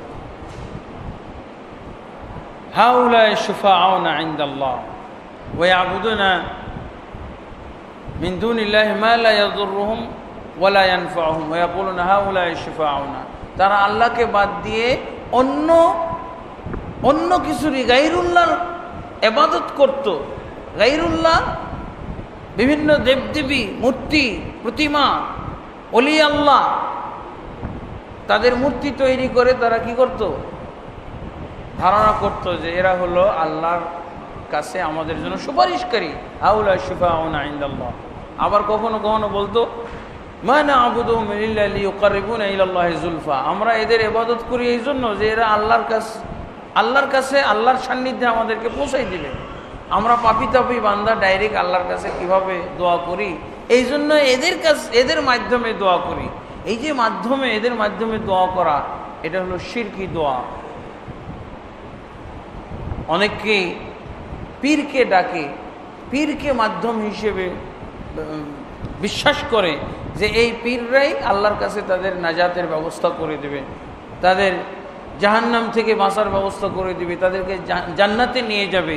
এই জন্য পীরকে ডাকে, পীরের শরণাপন্ন হয়, এমনকি সালাতের ভিতরে পীরের ছবি সামনে রাখে, পীরের জিকির করে। এগুলো সব হলো শিরকি দোয়া। এর মাধ্যমে মুসলমান কাফের হয়ে যায়। আর কিছু আছে বেদাতি দোয়া। বেদাতি দোয়ার মধ্যে কতগুলো বিষয় আছে। আল্লাহর রাসূল সাল্লাল্লাহু আলাইহি ওয়াসাল্লাম থেকে যে দোয়া পাওয়া গেছে, এই দোয়ার মধ্যে কোনো ধরনের যদি নতুনত্ব সৃষ্টি করা হয় তাহলে এই দোয়াগুলো বেদাতি দোয়া হয়ে যাবে। রাসূল সাল্লাল্লাহু আলাইহি ওয়াসাল্লামের নিয়ম লঙ্ঘন করে যেই দোয়া করা হয় এই দোয়াগুলো বেদাতি দোয়া। এই দোয়া যেমন কেউ যদি জোরে জোরে দোয়া করে এই দোয়া বেদাতি দোয়া হবে। কিছুক্ষণ আগেই তো আমরা শুনলাম জোরে জোরে দোয়া, উদউ রাব্বাকুম তাযাররুআন ওয়া খুফিয়া ইন্নাহু লা ইউহিব্বুল মু'তাদিন। নিশ্চয়ই যারা বাড়াবাড়ি করবে আল্লাহ তাদেরকে পছন্দ করেন। এটা কখন বললেন? দোয়া করো আল্লাহর কাছে বিনয়ের সাথে এবং গোপন স্বরে। তাহলে বিনয় ত্যাগ করে জোরে জোরে যারা দোয়া করে এগুলো হলো বেদাতি দোয়া। আল্লাহর রাসূল সাল্লাল্লাহু আলাইহি ওয়াসাল্লাম যেই দোয়া শিখিয়েছেন এই দোয়া বাদ দিয়ে অন্য কোনো দোয়া পাঠ করা বা এই দোয়ার মধ্যে কোনো সংযোজন বিয়োজন করা, এটা হলো বেদাতি দোয়া। যেমন যেখানে একাকী দোয়ার কথা আছে, যদি জামাতবদ্ধ দোয়া করে যেখানে, তাহলে এটা বেদাত হয়ে যাবে। এমনিভাবে যেখানে জামাতবদ্ধ করার কথা আছে ওখানে যদি একা একা করে, যেমন আমরা সালাত মসজিদে এসে জামাতে পড়ব, সুন্নতটা বাড়িতে পড়ব, কিন্তু নিয়ম যদি করে ফেলি যে সুন্নতটাই মসজিদে পড়ব অথবা যদি সুন্নতটাও জামাতে পড়ব, তাহলে এটা হলো বেদাত। এই ইবাদতটা বেদাত। রাসূলুল্লাহ সাল্লাল্লাহু আলাইহি ওয়াসাল্লাম বেদাত চিহ্নিত করার কয়েকটা শব্দ বলেছেন। মান আহদাসা ফি আমরিনা হাযা মা লাইসা মিনহু ফাহুয়া রাদ্দুন। যে ব্যক্তি আমার এই দ্বীনের ভিতরে নতুন কিছু সংযোজন করবে এটা পরিত্যাজ্য। নতুনত্ব আনলেই ওটা বেদাত হয়ে যাবে। আল্লাহ রসুল সাল্লাল্লাহু আলাইহি ওয়াসাল্লাম যেভাবে সাহাবায়ে কেরামকে গড়ে তুলেছেন, সাহাবায়ে কেরাম ওইভাবেই পরবর্তী মুসলমানদেরকে গড়ে তুলেছিলেন। আল্লাহ রসুল সাল্লাল্লাহু আলাইহি ওয়াসাল্লাম একটি দোয়ার ভিতরে নবীর জায়গায় রসুল বলাতে দোয়াটাকে ক্যান্সেল করে দিয়েছেন। দোয়া, ঘুমানোর দোয়ার শেষের একটা শব্দ আছে, আল্লাহুম্মা আমানতু বিকিতাবিকাল্লাযী আনজালতা ওয়া নাবিয়িকাল্লাযী আরসালতা। সহিহ বুখারী মুসলিমে হাদিসটা আছে, হে আল্লাহ, আমি তোমার সেই কিতাবের উপরে ঈমান এনেছি যেই কিতাব তুমি নাজিল করেছো, এবং তোমার সেই নবীর উপরে আমি ঈমান এনেছি যেই নবীকে তুমি প্রেরণ করেছো। তো সাহাবী বারা ইবনে আযিব আল্লাহ রসুলের কাছ থেকে এই দোয়া শিখার পর আল্লাহ রসুল সাল্লাল্লাহু আলাইহি ওয়াসাল্লামকে দোয়াটা শুনাইলেন, কিন্তু নবীর জায়গায় উনি রাসূল বলে ফেলেছেন। কি বললেন? নবী সাল্লাল্লাহু আলাইহি ওয়াসাল্লাম লা ওয়া নাবিয়িকাল্লাযী আরসাল, তোমার দোয়া হয় নাই, রসুল বলেছো এই জন্য তোমার দোয়াটা হয় নাই, বরং তুমি বলো ওয়া নাবিয়িকাল্লাযী আরসাল, নবী, সেই নবীর উপরে ঈমান এনেছি যে নবীকে তুমি প্রেরণ করেছো। নবীর জায়গায় রসুল গ্রহণ করেননি রাসূলুল্লাহ সাল্লাল্লাহু আলাইহি ওয়াসাল্লাম। এমনিভাবে সাহাবী ইবনে ওমর রাদিয়াল্লাহু আনহু হাসি দেওয়ার পর এক ব্যক্তি দোয়া পড়লো, আলহামদুলিল্লাহ ওয়াসসালাতু আলা রাসূলিল্লাহ। হাসি দেওয়ার পর আলহামদুলিল্লাহ পরে একটা দোয়া বাড়িয়ে দিয়েছে, একটা অংশ বাড়িয়ে দিয়েছে। সাহাবী ইবনে ওমর কি বললেন? মা হাকাযা আল্লামানা রাসূলুল্লাহ সাল্লাল্লাহু আলাইহি ওয়াসাল্লাম। তার হাসির আলহামদুলিল্লাহ ওয়াসসালাতু ওয়াসসালামু আলা রাসূলিল্লাহর জবাব না দিয়ে কি বললেন সাহাবী? তোমার এই দোয়াটাই হয় নাই, তুমি যে দোয়া পড়েছো এই দোয়া রাসূল সাল্লাল্লাহু আলাইহি ওয়াসাল্লাম আমাদেরকে শিক্ষা দেননি, এই দোয়া আমরা চিনি না। অথচ দোয়া তো ভালোই কিছু করলো, আলহামদুলিল্লাহ, মানে সকল প্রশংসা একমাত্র আল্লাহর জন্য। ও চিন্তা করলো নবীর দিকটা বাদ থাকে কেন, দুরূদ নাজিল হোক নবীর প্রতি, হাসি দিয়ে সে এই অংশটা বাড়িয়ে দিল। সাহাবী কি বললেন? এই হাসি দিলে উত্তরে বলতে হয় ইয়ারহামুকাল্লাহ। ইবনে ওমর ইয়ারহামুকাল্লাহ না বলে কি বলছেন? মা হাকাযা আল্লামানা রাসূলুল্লাহ, তুমি যেই দোয়া পড়েছো এই দোয়া আমাদেরকে আল্লাহ রাসূল শিক্ষা দেননি, এই দোয়ার কোনো মূল্যায়ন নাই আমাদের কাছে, কোনো গুরুত্ব নাই, গ্রহণযোগ্যতা নাই। সুনান তিরমিজির মধ্যে হাদিসটা আছে, এক ব্যক্তি ইবনে ওমর রাদিয়াল্লাহু আনহুর কাছে এসে বলতেছে, সালাম দিচ্ছে, আসসালামু আলাইকুম ওয়া রাহমাতুল্লাহি ওয়া বারাকাতুহু ওয়া রিদওয়ানুহু। সাহাবী কি বললেন? ইনতাহা সালামু ইলাল বারাকা। তার উত্তর না দিয়ে কি বললেন? তার ভুল ধরছেন, ভুল ধরিয়ে দিচ্ছেন, এই সালামটা তোমার সালামই হয় নাই। ইনতাহা সালামু ইলাল বারাকা, বারাকাতুহু পর্যন্ত সালাম দেওয়া শেষ, রিজওয়ানুহু বাড়িয়েছো কেন? তো ইবনে ওমর তার সালামের জবাবই দেননি, খালি সতর্ক করেছেন তোমার সালামটা হয় নাই। সালাম তো আরো সুন্দর করে হলো, আমাদের দৃষ্টিতে আরো সুন্দর করে হলো না, এটাই হলো বেদাত। রাসূলুল্লাহ সাল্লাল্লাহু আলাইহি ওয়াসাল্লাম দোয়ার ক্ষেত্রে যা বলে দিয়েছেন তা ভিতরে কম বেশি কিছু করা যাবে। এই জন্য সাহাবায়ে কেরাম বলতেন যে আল্লাহ রসুল আমাদেরকে আত্তাহিয়াত শিখাইছেন যেভাবে কোরআন শিক্ষা দিয়েছেন। সাহাবায়ে কেরাম যখন এই আয়াতটা নাজিল হলো, আমাদের সমাজে মিলাদের আয়াত, এটা মিলাদের 1 নম্বর দলিল, যেটা সূরা আহজাবের আয়াত, ইন্নাল্লাহা মালাইকাতাহু ইউসাল্লুনা আলান নবী ইয়া আইয়ুহাল্লাযিনা আমানু সাল্লু আলাইহি ওয়া সাল্লিমু তাসলিমা। নিশ্চয় আল্লাহ এবং তার রাসূল নবীর প্রতি সালাম প্রেরণ করে, হে মুমিনগণ তোমরা তার প্রতি সালাত এবং সালাম প্রেরণ করো। সাহাবায়ে কেরাম এই আয়াত শোনার পর আর সালাত কিভাবে রাসূলের প্রতি পড়তে হবে এটা জানে না, দুরূদ কিভাবে পড়তে হবে এটা জানে না। রাসূল সাল্লাল্লাহু আলাইহি ওয়াসাল্লামের কাছে চলে গেলেন, বললেন, ইয়া রাসূলুল্লাহ আরাফনা সালাত সালাম আলাইকা কাইফা সালাত। হে রাসূল সাল্লাল্লাহু আলাইহি ওয়াসাল্লাম, আপনার প্রতি আমরা সালাম দেওয়া শিখেছি, কিন্তু আয়াতে বলা হচ্ছে সালাত পড়তে হবে, দুরূদ পড়তে হবে, দুরূদ পড়া জানি না। আমাদের দেশের হুজুরদের কাছে আসলেই তো বলতো তো তুমি কিছু কবিতা মুখস্থ করো, কিছু লোক ডাকো, তারপরে দুরূদ পড়ো, ইয়া নবী সালাম আলাইকা। ইয়া নবী সালাম আলাইকা ওরা বলতে পারে নাই। আল্লাহ রসুলের কাছে আসলেন, সাহাবায়ে কেরামকে আল্লাহ রসুল সাল্লাল্লাহু আলাইহি ওয়াসাল্লাম শিক্ষা দিলেন কি, কুলু আল্লাহুম্মা সাল্লি আলা মুহাম্মদ, আল্লাহুম্মা সাল্লি আলা মুহাম্মদ, এটা বলো। দুরূদ ইব্রাহিম শিক্ষা দিলেন। এই আয়াতের আমল হলো দুরূদ ইব্রাহিম। আর এই আমাদের সমাজের মৌলবীরা এই আয়াতকে বানিয়েছে মিলাদের 1 নম্বর দলিল। এই এমন জোরালো দলিল বানিয়েছে, এই এক দলিল দিয়ে সব কিছুতে মিলাদ পায় ওরা। আজানে মিলাদ, একামতে মিলাদ, নামাজে মিলাদ, তাশাহুদে মিলাদ, সব জায়গায় উঠতে বসতে খালি মিলাদ দেখে ওরা। হ্যাঁ,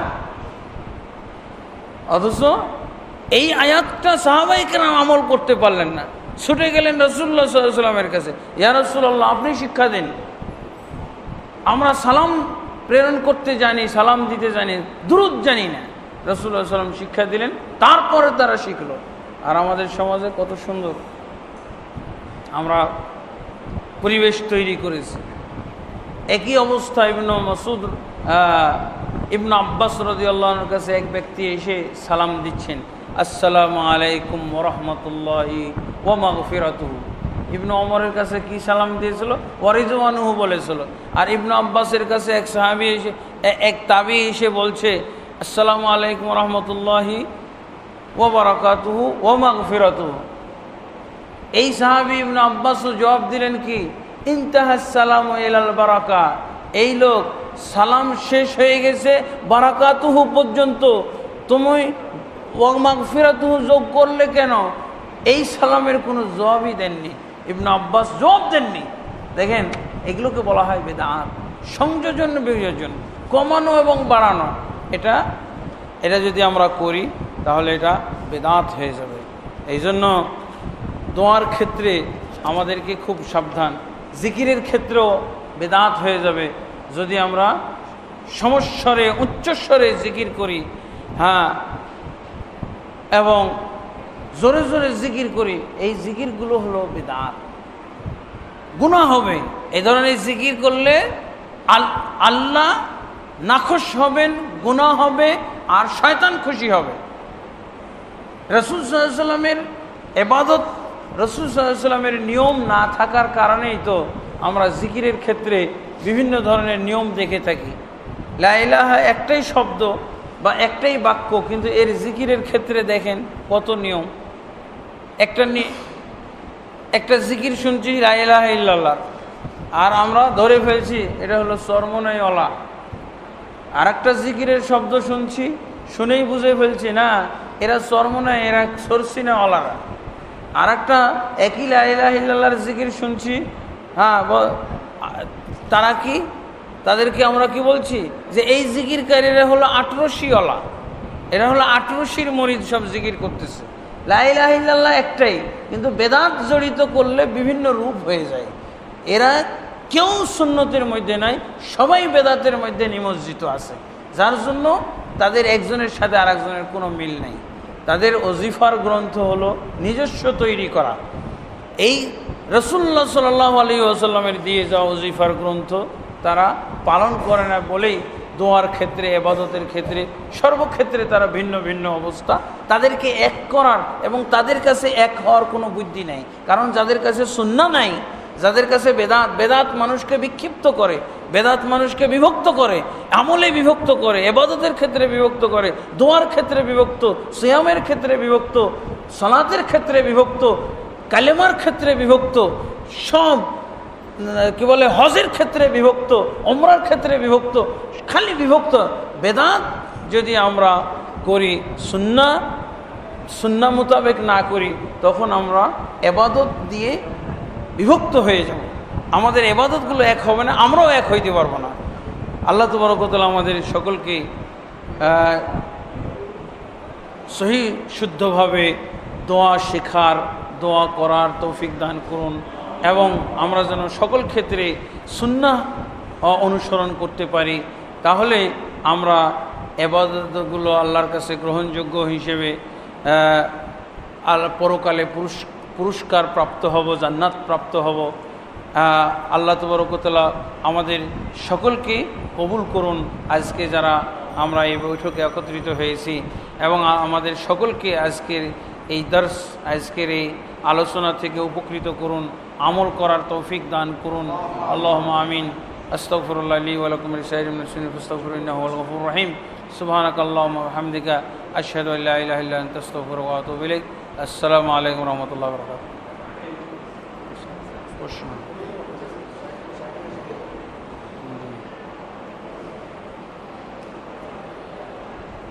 আলহামদুলিল্লাহ।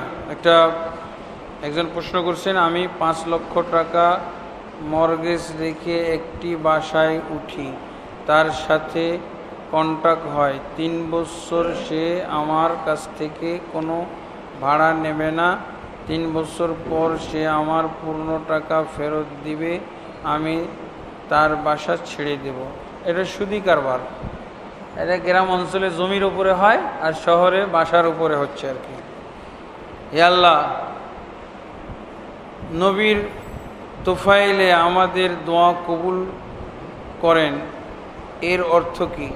মানে নবীর ওসিলাই, যেটা আমরা নবীর ওসিলাই বলি সেটাই নবীর তোফাইলে, নবীর বরকতে দোয়া কবুল করেন, এটা বেদাত। নবী সাল্লাল্লাহু আলাইহি ওয়াসাল্লামের সুন্নাহ পালনের ওসিলাই, নবী সাল্লাল্লাহু আলাইহি ওয়াসাল্লামকে মহব্বতের ওসিলাই আমল হইতে হবে। নবী হলেন ব্যক্তি এবং বস্তুর ওসিলাই দোয়া করা হারাম। এই ওসিলা হলো বেদাতি ওসিলা। এভাবে দোয়া করা জায়েজ নেই। কারণ এক কথা, এটা ব্যাকরণ হিসেবে আমরা ব্যবহার করছি, কোনো ব্যক্তি বস্তুর ওসিলায় দোয়া করা হারাম। আল্লাহর নাম এবং গুণাবলী, ব্যক্তি বস্তুর কোনো দাম আছে নাকি আল্লাহর কাছে? সবচেয়ে মূল্যবান ওসিলা হলো আল্লাহর নামের ওসিলা, আল্লাহর গুণের ওসিলা, ইবাদতের ওসিলা, সালাতের ওসিলা, কোরআনের ওসিলা, ইমানের ওসিলা। এগুলো খুঁজে পাই না আমরা। ঘন ঘন স্বপ্নে মৃত বাবা মা ও আত্মীয় স্বজন দেখলে যে ব্যক্তি স্বপ্ন দেখে তার মৃত্যু নিকটবর্তী হয়, কথাটি কতটুকু গ্রহণযোগ্য? না, এটা কোনো গ্রহণযোগ্য কথা না। মৃত্যু তো আল্লাহ তাবারক ওয়া তাআলা নির্ধারণ করেছেন, নির্ধারিত সময়ে হবে, তার একটু আগেও হবে না, একটু পরেও হবে না। তো স্বপ্নের কারণে আর কোনো কিছু কারণে, আমাদের দেশে তো বলা হয় যে আমাদের সরকাররাও দাবি করে যে আয়ু বাড়িয়ে দিয়েছি, বুঝেছেন?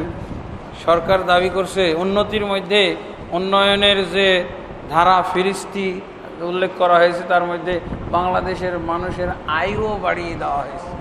লা হাওলা ওয়ালা কুওয়াতা ইল্লা বিল্লাহ। দেখা যাক তাদের আয়ু কতদিন থাকে। হ্যাঁ, আমার শ্বশুর বাড়ির কর্তা যদি ব্যাংকের চাকরি করে, আমি তাদের বাসায় খানাপিনা ও বস্ত্র উপহার নিতে পারবো কিনা? এখন উপহার যদি দেয় তাহলে সেটা নেওয়া যাবে। ওটা যদি যৌতুক হয়, যৌতুক মার্কা কিছু হয়, তাহলে নেওয়া যাবে না। আর কেউ ব্যাংকে কেউ হারাম উপার্জন করছে, তার খানা খাওয়া যাবে না, এটা একটা চরমপন্থা। হ্যাঁ, ওটা তার জন্য হারাম।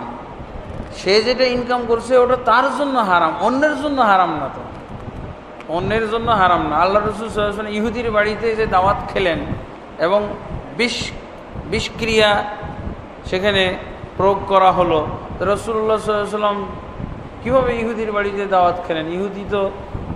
ইহুদিরা তো হলো সুদের জন্মদাতা, তাদের বাড়িতে দাওয়াত খেলেন।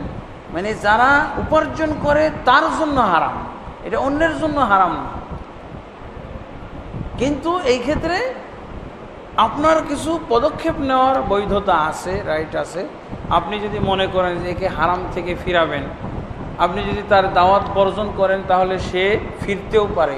এত বড় ফিগার, এত বড় ব্যক্তি, আমার বাবা, আমার শ্বশুর আমার বাড়িতে খেতে আসতে চাই না, আমি ব্যাংকের সুদের সাথে জড়িত, যাক বাদই দিলাম।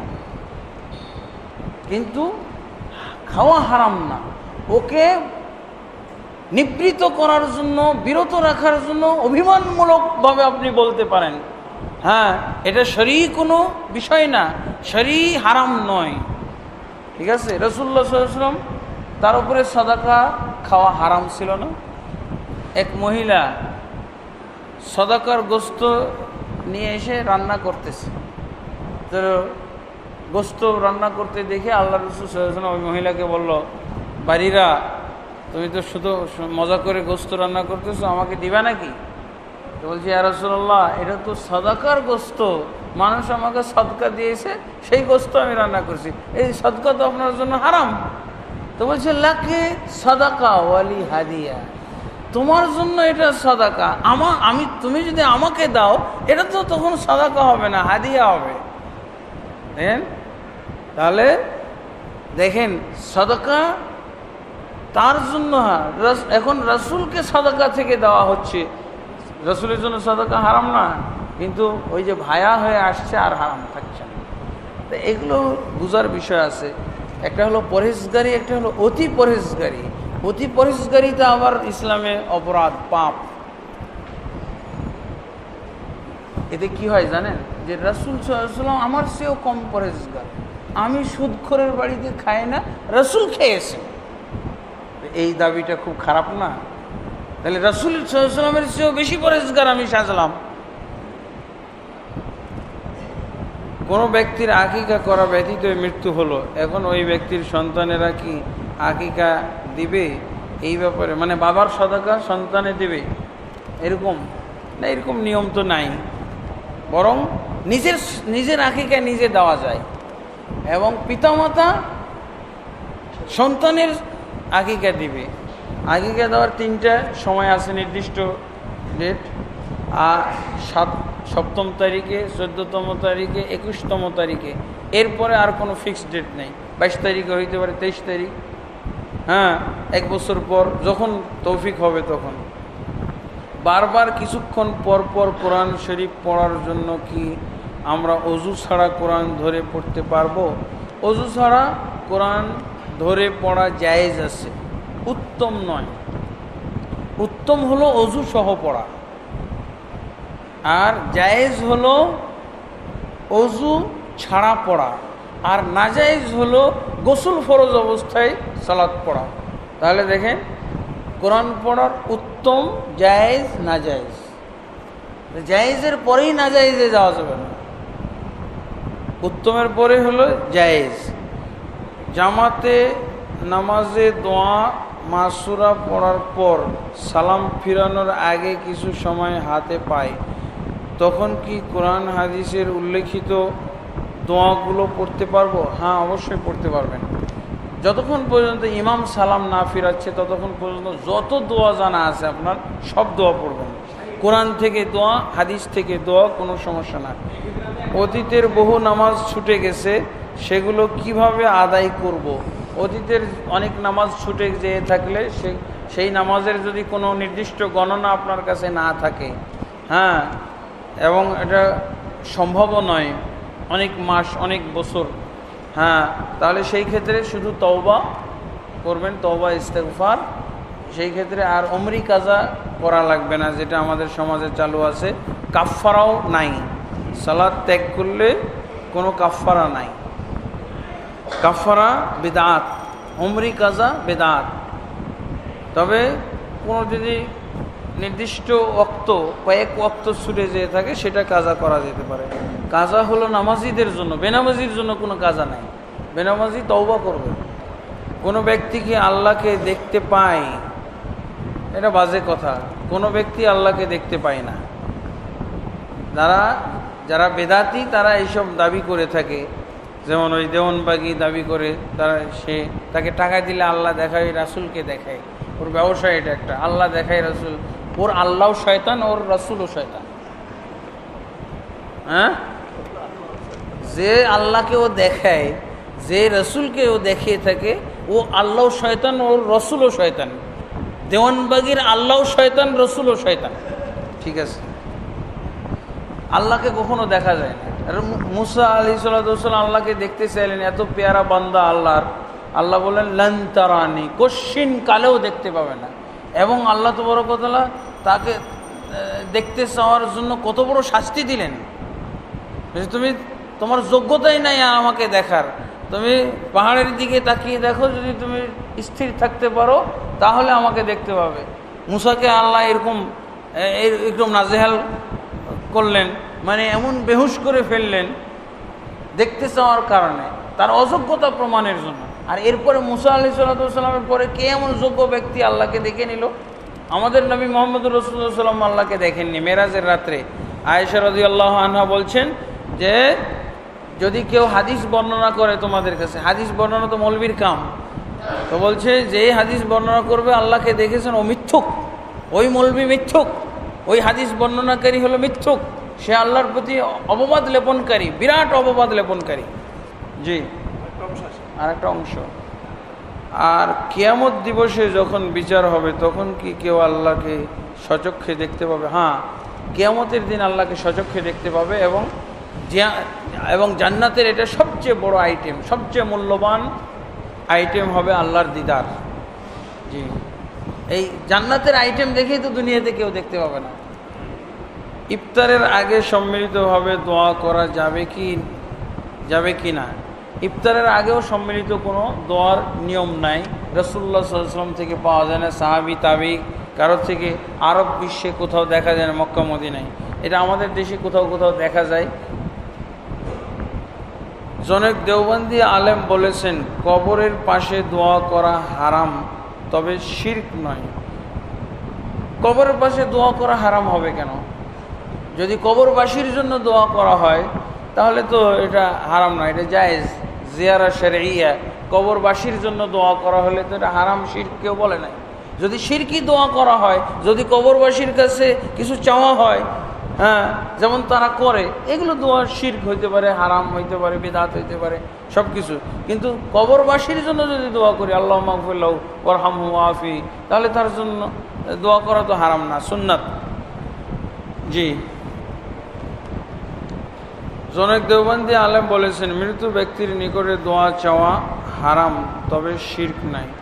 হ্যাঁ, মৃত ব্যক্তির কাছে দোয়া চাওয়া, হে মৃত ব্যক্তি তুমি দোয়া করো, তাহলে এটা অবশ্যই হারাম, অবশ্যই শিরক। তার কারণ সে মৃত ব্যক্তি, তার আর কোনো হাত নেই কিছু করার, জীবিতদের জন্য কিছু করার তার আর হাত নেই। সে হলো মুখাপেক্ষী, সে হলো জীবিতদের কাছে শরণাপন্ন। হ্যাঁ, তারা যদি তার পক্ষ থেকে কোনো সাদাকা করে, দোয়া করে, সেটার সে উপকার পেতে পারে। শুধু আল্লাহ আল্লাহ নামে জিকির করা যাবে কি না? আল্লাহ আল্লাহ নামে জিকির করা হলো বিদআত এবং অজ্ঞদের জিকির। এটা যারা সুন্নাহ বুঝে না তারাই আল্লাহ আল্লাহ জিকির করে। একটা তারা হাদিস থেকে, সহিহ মুসলিমের একটি হাদিস থেকে তারা, সহিহ বুখারীর একটি হাদিস থেকে তারা দলিল গ্রহণ করে থাকে, আনাস রাদিয়াল্লাহু থেকে বর্ণিত, কিয়ামত অনুষ্ঠিত হবে না যতক্ষণ পর্যন্ত আল্লাহ আল্লাহ থাকবে। ওই ব্যক্তির উপরে কিয়ামত অনুষ্ঠিত হবে না যে আল্লাহ আল্লাহ বলে। তা আল্লাহ আল্লাহ বলে বলতে আল্লাহ আল্লাহ জিকির করে, এটা বোঝা গেল নাকি? না, এর অর্থ হলো, এর অন্য হাদিসে যে ব্যাখ্যা এসেছে সেই ব্যাখ্যাটা হলো সাহাবী হুযায়ফা ইবনুল ইয়ামান এই হাদিসের ব্যাখ্যা করেছেন যে আল্লাহ আল্লাহ অর্থ হলো লা ইলাহা ইল্লাল্লাহ বলবে। আল্লাহ আল্লাহ অর্থ হলো লা ইলাহা ইল্লাল্লাহ। তবে দেখেন আল্লাহ রসুলের হাদিসের সাথে মিলে গেল, আফযলুয যিকরি লা ইলাহা ইল্লাল্লাহ। কিয়ামতের আগে কোরআনের আয়াত উঠে যাবে, পৃথিবীতে কোনো কোরআনের একটা আয়াতও থাকবে না। ইবনে মাজার মধ্যে হাদিস, সেই যুগের মানুষরা সালাত কি এটা জানবে না, সিয়াম কি এটা জানবে না, ইবাদত কি বলে হজ উমরা কি তা জানবে না, শুধু তারা জানবে লা ইলাহা ইল্লাল্লাহ। সর্বশেষ এই লা ইলাহা ইল্লাল্লাহ বাকি থাকবে। আল্লাহ আল্লাহর অর্থ হলো লা ইলাহা ইল্লাল্লাহ। যেমনভাবে ইবনে হাজার রাহিমাহুল্লাহ বলছেন লা ইলাহা ইল্লাল্লাহ পড়লে জান্নাতে যাবে, এর অর্থ উনি বলেছেন লা ইলাহা ইল্লাল্লাহ মুহাম্মাদুর রাসূলুল্লাহ। এটা হলো পুরা কালেমার সংক্ষিপ্ত রূপ। মুহাম্মাদুর রাসূলুল্লাহ না বলে কেউ জান্নাতে যেতে পারবে না, মুহাম্মদ সাল্লাল্লাহু আলাইহি ওয়াসাল্লামকে ছেড়ে কেউ জান্নাতে যেতে পারবে। অতএব লা ইলাহা ইল্লাল্লাহ হলো মুহাম্মাদুর রাসূলুল্লাহ সহজে কালেমা আছে, আশহাদু আল্লা ইলাহা ইল্লাল্লাহ ওয়া আন্না মুহাম্মাদুর রাসূলুল্লাহ, এটার সংক্ষিপ্ত রূপ। আর আল্লাহ আল্লাহর সংক্ষিপ্ত রূপ হলো লা ইলাহা, বিস্তারিত রূপ। আল্লাহ আল্লাহ এটা হলো লা ইলাহা ইল্লাল্লাহ বোঝানো হয়েছে। লা ইলাহা ইল্লাল্লাহর সংক্ষিপ্ত রূপ হলো আল্লাহ আল্লাহ। যদি মৌলভী সাহেবের কথা ঠিক থাকে তাহলে সে দেখিয়ে দেখ যে আল্লাহর রসুল সাল্লাল্লাহু আলাইহি ওয়াসাল্লাম, আল্লাহ রসুল হাদিস বললেন যে আল্লাহ আল্লাহ জিকির হতে পারে, তো আল্লাহ রসুল এই হাদিস আমল করেছেন দেখা। যেমন আল্লাহ রসুল সালাত পড়েছেন, সল্লু কামা রাআইতুমুনি উসাল্লি, তোমরা আমাকে যেভাবে সালাত পড়তে দেখো ওইভাবে সালাত পড়ো। তো আল্লাহ রসুলকে সালাত পড়তে দেখা যায়, আল্লাহ রসুল সাল্লাল্লাহু আলাইহি ওয়াসাল্লাম এইভাবে সালাত পড়েছেন, হাদিসে বর্ণনা পাওয়া যায়। তো তোমার জিকিরের বর্ণনা দেখাও যে আল্লাহ আল্লাহ জিকির রাসূলুল্লাহ সাল্লাল্লাহু আলাইহি ওয়াসাল্লাম কোথাও করেছেন, 1 দিনের জন্য 1 মিনিটের জন্য কোনো সাহাবী করেছেন 1 মিনিটের জন্য আল্লাহ আল্লাহ জিকির, এটা দেখাও। পারবে দেখাইতে? এরা হলো মানে খেয়াল খুশি মোতাবেক ব্যাখ্যাকারী, এরা হলো হাদিসের বিকৃতি সাধনকারী। এরা হাদিসের কোনো হাদিস আমাদের কাছে পাশ কাটিয়ে আসতে পেরেছে? সাহাবায়ে কেরাম ছাড়া সাহাবায়ে কেরাম আমল করবেন না? আল্লাহ আল্লাহ জিকির যদি করা হয় তো রসুল কোথায় করেছেন দেখাক তারা। কোনো সাহাবী আল্লাহ আল্লাহ জিকির করেছেন, তুমি ছাড়া আর কাউকে দেখা যায়? তোমার মতো বেদাতিগুলোই শুধু এই আল্লাহ আল্লাহ জিকির করে, সুন্নাহপন্থী কাউকে দেখা যায় না আল্লাহ আল্লাহ জিকির করা। বেশি পণ্ডিতি করে, বলে আল্লাহ কিয়ামতের এই হাদিস বুঝেছে? ওরা জীবনে কোনোদিন এই হাদিস বুঝতে চেষ্টা করেছে? এক গুমরা হুজুর আর এক গুমরা হুজুরের কাছে শিখে, এছাড়া কোনো সূত্রই নাই, হাদিস থেকে শিখলো। হুযায়ফা ইবনুল ইয়ামান যে ব্যাখ্যা করে দিলেন যে আল্লাহ আল্লাহ জিকিরের অর্থ হলো, আল্লাহ আল্লাহ অর্থ হলো লা ইলাহা ইল্লাল্লাহ পড়া। কত সুন্দর করে যে তাদের কাছে আর কিছুই অবশিষ্ট থাকবে না, কিয়ামতের আগে কিছুই অবশিষ্ট থাকবে না। সর্বশেষ যেটা তাদের কাছে ধর্মীয় সম্বল থাকবে সেটা হলো লা ইলাহা ইল্লাল্লাহ। সালাত থাকবে না, সিয়াম থাকবে না, ইবাদত থাকবে না, কোরআন থাকবে না, কোরআনের আয়াতগুলো মুছে যাবে, তখন শুধু লা ইলাহা ইল্লাল্লাহ থাকবে। বিতরের সালাতে মোনাজাতের বা হাত তুলে দোয়া করার দলিল ব্যক্ত করবেন, এবং হানাফিরা তাকবীর দিয়ে যে দোয়া কুনুত পড়ে তার কোনো দলিল আছে কি? হ্যাঁ, দোয়ায়ে কুনুত বিতরে করি আর ফরজ নামাজে করুন। কুনুত নাজিলা, কুনুত বিতরে, যেই কুনুতই হোক নিয়ম হলো হাত তুলে করা। কুনুতের হাদিসগুলো 3 ধাপে এসেছে। যারা আমরা এই 3 ধাপের হাদিস আয়ত্ত করি নাই, যে কোনো একটা আয়ত্ত করেছি, তারা এই ধরনের ফতোয়া দিই যে করা যাবে না, হাত তুলে করা যাবে না। এক ধরনের হাদিস আসছে, আল্লাহ রসুল সাল্লাল্লাহু আলাইহি ওয়াসাল্লাম 1 মাস যাবৎ কুনুত করেছেন। আল্লাহ রসুল সাল্লাল্লাহু আলাইহি ওয়াসাল্লাম সালাতের ভিতরে কুনুত পড়েছেন, কুনুতে নাজিলা করেছেন, বিতরের ভিতরে কুনুত করেছেন। এই হাদিসই অনেক হাদিস শুধু কুনুত করেছেন, কেমন করে করেছেন, কি পড়েছেন তা নাই। আর এক প্রকার হাদিসের মধ্যে আপনি পাবেন আল্লাহ রসুল সাল্লাল্লাহু আলাইহি ওয়াসাল্লাম কুনুতে এই দোয়া পড়েছেন। দোয়া পাওয়া যায় কুনুতের, কিছু হাদিসে শুধু কুনুত করে দেন, ফরজ নামাজে করেছেন, বিতরে করেছেন। আর আরেক হাদিসে পাওয়া যায় কুনুতের দোয়া পড়তেন আল্লাহ রাসূল সাল্লাল্লাহু আলাইহি ওয়াসাল্লাম। সেখানে কুনুতে নাজিলার দোয়া পাওয়া যায়, কুনুতে বিতরের দোয়া পায়, আল্লাহুম্মা আহদিনি ফিমান হাদাইত। তাহলে আরেক প্রকার হাদিস থাকলো, সেটা হলো কুনুতের নিয়ম। আরেক প্রকার হাদিসে কুনুতের নিয়ম পাওয়া যায়। তো যারা এই 2 প্রকার হাদিস জেনে ফতোয়া দেন, তারা বলেন যে হাত উঠানো যাবে না। কুনুত কিভাবে করেছেন এটা আরেক প্রকার হাদিস। সেই হাদিসগুলোতে কি পাওয়া যায় যে আল্লাহ রসুল কিভাবে কুনুত পড়েছেন, কুনুতের দোয়া পড়েছেন সেটা পাওয়া যায়। কিভাবে? যে কানা ইয়ারফাউ ইয়াদাইহি ওয়া ইয়াজহারু বিদুআইহি ওয়া ইউমিনু মান খালফাহু। আল্লাহ রসুল সাল্লাল্লাহু আলাইহি ওয়াসাল্লাম 2খানা হাত তুলতেন, জোরে জোরে দোয়া পড়তেন, পিছনের মুক্তাদিরা আমিন আমিন বলতো। এখন হলো কমপ্লিট 3 প্রকার হাদিস আনার পর কমপ্লিট হলো। এখন কুনুতের নিয়মটা এসে গেল। এখন এই কুনুত যেই নামাজি করবেন, কুনুতের নিয়ম এটাই। রুকুর নিয়ম কি? ফরজ নামাজের রুকুর নিয়ম কি? সুন্নত নামাজের রুকুর নিয়ম কি? একই। কোনতের নিয়ম জেনে নিলাম। এখন ফরজ নামাজে করি, সুন্নত নামাজে করি, ভিতরে করি, সব এক নিয়ম। কিন্তু 3 ধাপের হাদিসগুলো, 3 প্রকার হাদিস আমাদেরকে জানতে হবে, যে কোনো এক প্রকার জানার কারণে। আর একটা কি, হানাফিরা তাকবীর দিয়ে যে দোয়া কুনুত পড়ে তার কোনো দলিল আছে? হ্যাঁ, আসলে নিয়মটা ঠিক নাই। নিয়ম তারা হাত বেঁধেই পড়ে। হাত বেঁধে পড়াটা কুনুতের নিয়ম না। কুনুতের দোয়া হলো হাত তুলে পড়া, তারপরে তারা উল্টা তকবীর দেয়। আসলে সোজা তকবীরও নাই, আল্লাহ রাসূল সাল্লাল্লাহু আলাইহি ওয়াসাল্লাম থেকে সোজা তকবীরও নয়। আল্লাহুম্মা ইন্না নাস্তাইনুকা যে দোয়াটা পড়ে, এটা আল্লাহ রাসূল সাল্লাল্লাহু আলাইহি ওয়াসাল্লাম থেকে মারফুভাবে সহিভাবে পাওয়া যায় না, তবে মওকুফভাবে সহি পাওয়া যায়। কাজেই সেটা সহি ধরে নেওয়া যায়, এটার ব্যাপারে কোনো আপত্তি নাই, দোয়াটা ঠিক আছে। যে নামাজে সেজদায় বাংলায় দোয়া করা যাবে কি? হ্যাঁ, সেজদায় বাংলায় দোয়া করা যাবে, তবে মনে মনে উচ্চারণ করে নয়। জি জি। বিছানায় সালাত আদায়ের বিধান কি? বাসায় সালাত আদায় বেশি জায়গা নাই। বিছানায় সালাত আদায় করা যায় যদি পাক হয়, কোনো সমস্যা নাই।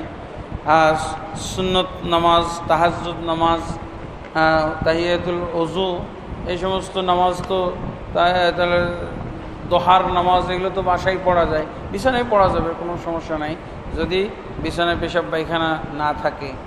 জি, এর মাধ্যমে আমরা আজকের প্রশ্নোত্তর পর্ব শেষ করলাম। সুবহানাকাল্লাহুম্মা ওয়া বিহামদিকা আশহাদু আল্লা ইলাহা ইল্লা আনতা আস্তাগফিরুকা ওয়া আতুবু ইলাইক।